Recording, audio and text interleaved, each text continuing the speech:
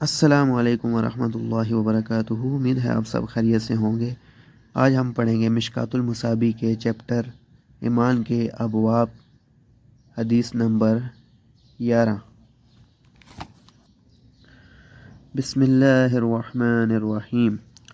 ابو موسیٰ اشعری رضی اللہ عنہ بیان کرتے ہیں، رسول اللہ صلی اللہ علیہ وآلہ وسلم نے فرمایا، 3 قسم کے لوگوں کے لیے 2 اجر ہیں۔ اہل کتاب میں سے وہ شخص جو اپنے نبی پر ایمان لایا اور پھر محمد صلی اللہ علیہ وآلہ وسلم پر ایمان لایا۔